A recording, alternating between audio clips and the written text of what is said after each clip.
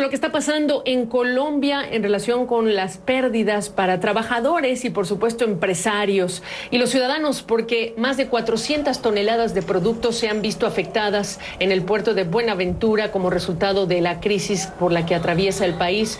Una crisis, por supuesto, que hace referencia a los bloqueos, las movilizaciones, los paros en tiempos de pandemia.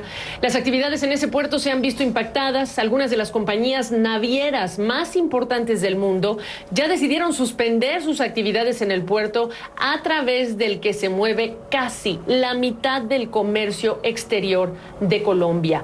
Y esto, por supuesto, que tiene un impacto directo a la economía. ¿Cómo están las cosas? Le preguntamos a Bruce McMaster, presidente de la Asociación Nacional de Empresarios de Colombia.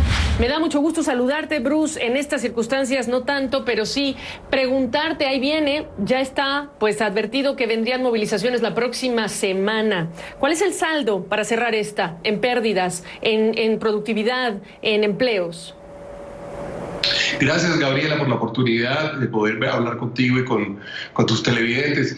Lo cierto es que sí, la situación en Colombia pues no ha sido fácil. En Colombia pues hemos tenido además como una combinación de cosas distintas. Por una parte, por supuesto, han estado las protestas, inclusive el paro propiamente dicho, y por otro lado ha habido unas acciones que condenamos nosotros, que son las acciones relacionadas eventualmente con bloqueos de vías, con bloqueos de puertos, con algunos actos de vandalismo y de violencia. Infortunadamente en varias partes de América Latina se ha visto esto, y esto sin duda alguna pues desvirtúa mucho la protesta, desvirtúa mucho ese derecho que todos defendemos para la democracia. ¿El efecto cuál ha sido? El efecto ha sido sin duda una afectación importante especialmente para la zona del Valle del Cauca y la zona de Cauca, que es la zona, para los televidentes de América Latina, es la zona como del Pacífico del sur del territorio colombiano, en donde varias vías han sido completamente cerradas. El puerto de Buenaventura es nuestro principal puerto sobre el Pacífico también. Allí ha habido bloqueos en varios niveles, en la carretera propiamente dicha, que lo une con Cali y Buga, pero también en la operación misma del puerto. Hubo unas acciones vandálicas hace un par de días. Como tú dices, se perdieron algunas toneladas importantes de producto, pero lo más importante es que necesitamos que fluya la economía, las materias primas, para que las fábricas funcionen en Colombia y que podamos exportar. Las pérdidas han sido millonarias. El DANE, que es el Departamento Nacional de Estadística colombiano, dio un dato la semana pasada de que habíamos perdido cerca de 6.2 billones de pesos. Para todos, recuerden ustedes que en Colombia un dólar vale 3.700 pesos hoy por hoy, más o menos. Entonces estamos hablando pues de casi 2.000 millones de dólares. Seguramente esta semana las pérdidas han crecido, y lo que más nos preocupa realmente es el empleo.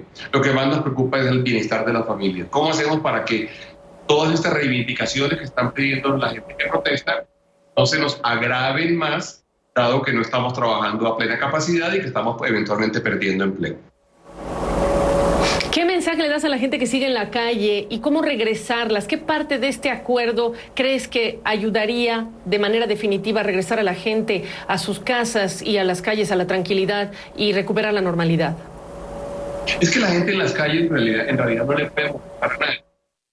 Esa es la protesta normal que tiene una democracia, y eso pasa además en muchos lugares del mundo. El problema realmente es cuando eso se torna violento, o cuando se torna vandálico, o cuando eventualmente significa un sabotaje a la economía. Entonces yo a las personas que están en la calle les digo, me parece legítimo que lo hagan, me parece legítimo que en la democracia eso suceda, pero los bloqueos sí no pueden seguir, el sabotaje a la economía no puede seguir. Hay mucha gente que quiere y necesita trabajar. Y Gabriela, no se nos puede olvidar que venimos de la pandemia, que para Colombia fue muy dura, tuvimos cierres quizás los más estrictos de América Latina, y de alguna forma eso implicó una caída importante en la actividad económica. Entonces tenemos un sector empresarial, un sector de pequeñas y medianas empresas, de negocios, de emprendimientos, que han vivido un año muy duro durante el año 2020 y que están arrancando el año 2021 con una situación que venía bien los 3 primeros meses, pero que a partir de abril se ha complicado. Entonces el mensaje realmente es, hombre, protestemos, expresémonos, tenemos además todo el derecho de tener ideas distintas. Colombia sí que ha tenido ideas distintas durante muchísimos años, pero no podemos sabotearnos, porque el sabotaje a la economía es un autosabotaje. El sabotaje a la economía es un sabotaje probablemente que afectará en forma más dura a las personas en condición de mayor vulnerabilidad. Sí, claro. Y en la semana en la que les ha retirado Standard & Poor's el grado de inversión en términos de el impacto para ustedes, aun cuando se entiende que Colombia es un punto importante para recibir inversiones, ¿cómo cierras esta conversación? Un último comentario al respecto, Bruce. Sí, es muy triste que Standard & Poor's haya decidido, mucho más cuando Colombia ha venido dando una discusión tan profunda, tan dolorosa también alrededor de la necesidad de tener una reforma tributaria, en donde los empresarios han dicho nosotros vamos a pagar lo que necesite el Estado tener sin afectar a las personas, sin afectar la canasta familiar y sin afectar a los hogares.